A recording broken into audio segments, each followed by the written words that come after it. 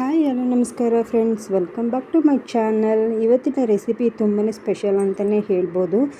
ಇಷ್ಟು ದಿನ ನಾವು ರೈಸಿಂದ ಬಿಸಿಬೇಳೆ ಭಾತನ್ನ ಮಾಡಿರ್ತೀವಿ, ಆದರೆ ಇವತ್ತು ನಾನು ಗೋಧಿ ನುಚ್ಚಿಂದ ಹೇಗೆ ಮಾಡ್ಕೋಬೋದು ಅಂತ ನಾನು ನಿಮ್ಮ ಜೊತೆ ಶೇರ್ ಮಾಡ್ಕೊಳ್ತಾ ಇದ್ದೀನಿ.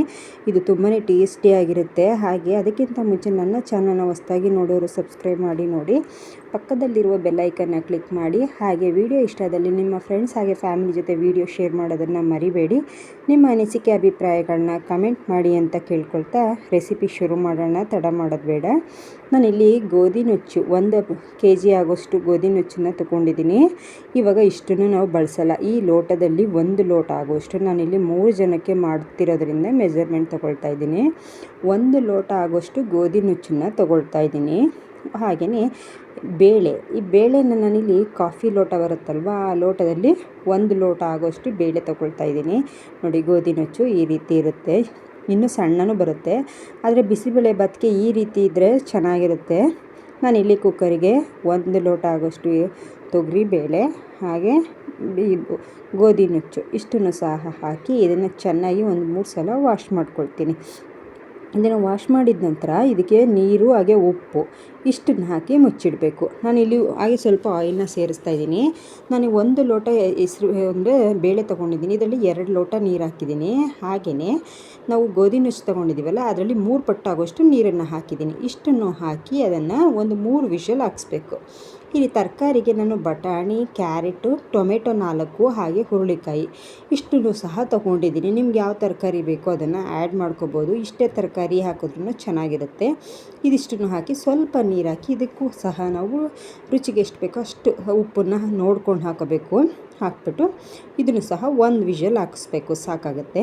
ನೋಡಿ ಇಷ್ಟು ಚೆನ್ನಾಗಿ ಬೆಂದಿದೆ ಅಂತ. ಇವಾಗಲೇ ತುಂಬ ಒಂದು ರೈಸ್ ಥರನೇ ಕಾಣಿಸುತ್ತೆ. ಇದಂತೂ ನೀವು ಗೋಧಿ ನುಚ್ಚಿಂದ ಮಾಡಿದ್ದೀರಾ ಅಂತ ಅನಿಸೋದೇ ಇಲ್ಲ, ತುಂಬ ಟೇಸ್ಟಿಯಾಗಿರುತ್ತೆ. ಇವಾಗ ನಾನಿಲ್ಲಿ ಬೆಂದಿರುವಂತಹ ತರಕಾರಿನ ನಾನಿಲ್ಲಿ ತೆಗೆದಿಟ್ಕೊಳ್ತಾ ಇದ್ದೀನಿ. ಅಂದರೆ ಪಕ್ಕಕ್ಕಿಟ್ಟು ನಾನಿಲ್ಲಿ ಒಂದು ಬಾಣಲೆ ಇಟ್ಕೊಳ್ತಾ ಇದ್ದೀನಿ. ಈ ಬಾಣಲಿಗೆ ಸ್ವಲ್ಪ ಆಯಿಲ್ ಹಾಕೋತಾ ಇದ್ದೀನಿ. ಇದಕ್ಕೆ 2 ಮೆಣಸಿನ್ಕಾಯಿ, ಒಣಮೆಣಸಿನ್ಕಾಯಿ ಹಾಕ್ಕೊಳ್ತಾ ಇದ್ದೀನಿ. 1 ಬೌಲ್ ಆಗೋಷ್ಟು ಸಾಂಬಾರು ಈರುಳ್ಳಿ, ಕರಿಬೇವು ಇಷ್ಟನ್ನು ಹಾಕಿ ಸ್ವಲ್ಪ ಫ್ರೈ ಮಾಡ್ಕೋಬೇಕು. ಇದು ಸಾಂಬಾರು ಈರುಳ್ಳಿ ಸ್ವಲ್ಪ ಕಲರ್ ಚೇಂಜ್ ಆಗೋ ತನಕ ಫ್ರೈ ಮಾಡಿ ಬೆಂದಿರುವಂಥ ತರಕಾರಿನ ನೀರನ್ನ ತೆಗೆದುಬಿಟ್ಟು ಹಾಕೋಬೇಕು. ಇದನ್ನು ನಾನು ನೀರು ಸಪ್ರೇಟ್ ಮಾಡಿ ಹಾಕ್ತಾಯಿದ್ದೀನಿ. ಈ ಆಯಿಲಲ್ಲಿ ಸ್ವಲ್ಪ ಇದನ್ನು ಫ್ರೈ ಮಾಡ್ಕೋಬೇಕು. ಇವಾಗ ಫ್ರೈ ಮಾಡಿದ ನಂತರ ಇದಕ್ಕೆ ನಾವಿಲ್ಲಿ ಹುಳಿನೂ ಸಹ ಸೇರಿಸ್ಬೇಕಾಗುತ್ತೆ. ಟೊಮೆಟೊನೂ ಹಾಕಿದ್ದೀವಿ. ಸ್ವಲ್ಪ ಬಿಸಿಬೇಳೆ ಭಾತು ಹುಳಿ ಖಾರ ಎಲ್ಲ ಸ್ವಲ್ಪ ಮುಂದಾಗಿ ಹಾಕ್ಕೊಂಡ್ರೆ ಚೆನ್ನಾಗಿರುತ್ತೆ. ನಾನೊಂದು ನಿಂಬೆಹಣ್ಣು ಗಾತ್ರ ಹುಣಸೆಹಣ್ಣಿನ ರಸ ತೆಗೆದು ಹಾಕ್ತಾಯಿದ್ದೀನಿ. ಹಾಗೆ ಒಂದು ಅರ್ಧ ಸ್ಪೂನ್ ಅರಿಶಿಣ, ಹಾಗೆ ಇದು ಕಾಶ್ಮೀರಿ ರೆಡ್ ಚಿಲ್ಲಿ ಪೌಡರು, ಹಾಗೆ ಮಾಮೂಲಿ ಚಿಲ್ಲಿ ಪೌಡರ್ ಇಷ್ಟನ್ನು ಸಹ ಹಾಕ್ತಾಯಿದ್ದೀನಿ. ಇಂಗು ಇಷ್ಟನ್ನು ಹಾಕಿ, ಹಾಗೆ ಇಲ್ಲಿ ಬಿಸಿಬೇಳೆ ಭಾತ್ ಪೌಡರು MTRದು 1 ಪ್ಯಾಕೆಟ್ ಹಾಕ್ಕೊಳ್ತಾ ಇದ್ದೀನಿ. ಹಾಗೆ ತುರಿದಿರುವಂಥ ಹಸಿ ತೆಂಗಿನಕಾಯಿ ಅಥವಾ ಕೊಬ್ಬರಿ 2 ಬೇಕಿದ್ರೂ ಹಾಕೋಬೋದು. ಇದನ್ನು ಈ ಆಯಿಲಲ್ಲಿ ಚೆನ್ನಾಗಿ ಸ್ವಲ್ಪ ಫ್ರೈ ಮಾಡ್ಕೋಬೇಕು. ಅದೆಲ್ಲ ಫ್ರೈ ಆದ್ರೇ ಟೇಸ್ಟ್ ತುಂಬ ಚೆನ್ನಾಗಿ ಬರುತ್ತೆ. ನಾವು ಯಾವುದನ್ನು ಇಲ್ಲಿ ಹಸಿನೇ ಮಾಡ್ಕೋಬಾರ್ದು. 1 ಬೈ 1 ಹಾಕ್ತಾ ಸ್ವಲ್ಪ ಫ್ರೈ ಮಾಡ್ಕೋಬೇಕು. ಇದನ್ನು ಇವಾಗ ನೀವು ಈ ತರಕಾರಿಗೂ ಬೇಯಬೇಕಾದ್ರೆ ಉಪ್ಪು ಹಾಕಿರ್ತೀರ, ಹಾಗೆ ಗೋಧಿ ನುಚ್ಚಿಗೂ ಸಹ ಉಪ್ಪು ಹಾಕಿರ್ತೀರ. ನೀವು ಇದನ್ನೆಲ್ಲ ಹಾಕಿ ನೀರೆಲ್ಲ ಅಡ್ಜಸ್ಟ್ ಮಾಡ್ತೀರಲ್ವ, ಆಗ ಲಾಸ್ಟಲ್ಲಿ ಸ್ವಲ್ಪ ಟೇಸ್ಟ್ ನೋಡಿ ಆವಾಗ ಬೇಕಿದ್ರೆ ಉಪ್ಪು ಹಾಕೋಬೋದು.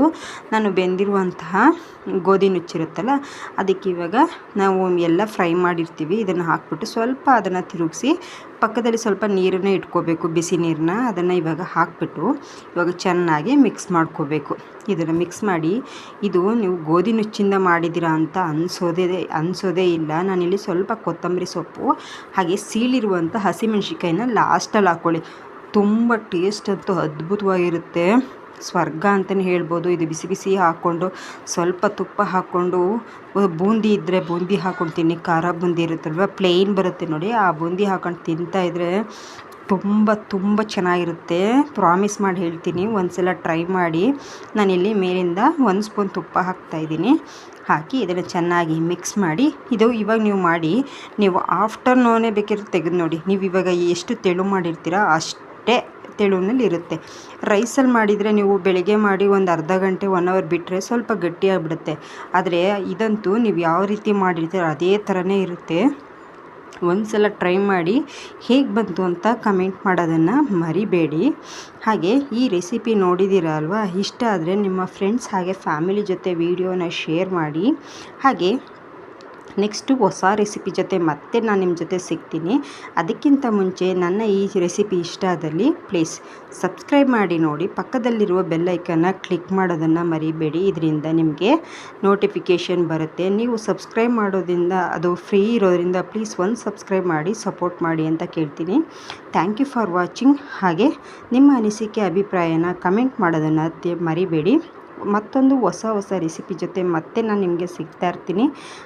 ಅದುವರೆಗೆ ನೀವು ಒಳ್ಳೆ ಆಹಾರ ತಿನ್ನಿ, ಆರಾಮಾಗಿರಿ ಅಂತ ಕೇಳ್ಕೊಳ್ತೀನಿ. Thank you for watching. See you.